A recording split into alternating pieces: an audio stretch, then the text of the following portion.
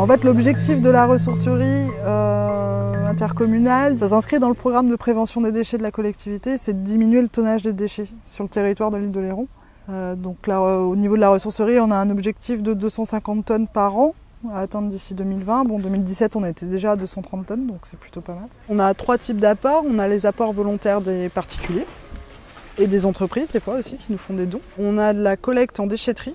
Donc ça fait partie de notre délégation de service public. Sur les 3 déchetteries de l'île d'Oléron, on a des containers et un agent valoriste qui fait aussi une partie du travail de l'agent de déchetterie. Il est là en renfort aussi pour les agents sur place.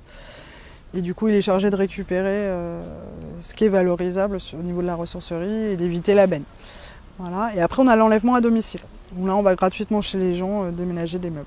En catégorie de déchets, on a tout ce qui est mobilier, on a tout ce qui est incinérable. Mais dans l'incinérable, vous allez avoir du bibelot, un panier, un tapis, enfin voilà. On a tout ce qui est gravat, donc ça va être de la vaisselle, des bibelots aussi, des miroirs, des choses comme ça. De la ferraille, donc ferraille, il va y avoir les vélos par exemple. Tout ce qui est D3E, donc déchets d'équipements électriques et électroniques. On collecte énormément de livres. Les livres d'occasion ne connaissent pas la crise. Enfin, on parle souvent de la crise du livre. Pour nous, c'est pas le cas. Voilà. On fait 2 événements dans l'été avec quelques animations. Donc il y a des repères café, un vélo blender, des jeux en bois gratuits et 50% sur toute la ressourcerie. C'est surtout pour ça que viennent les gens.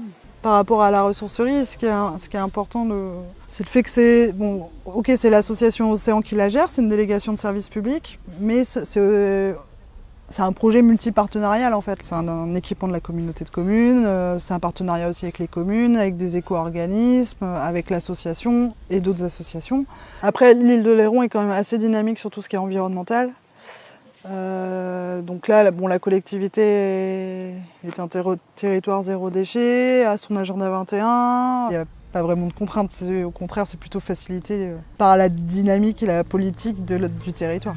Julie, je te remets la fleur du Super Zero Waste pour la ressourcerie de l'océan et tes initiatives. Donc tu peux souffler dessus, elle tombe. Ah pardon, pas tout le temps. Merci.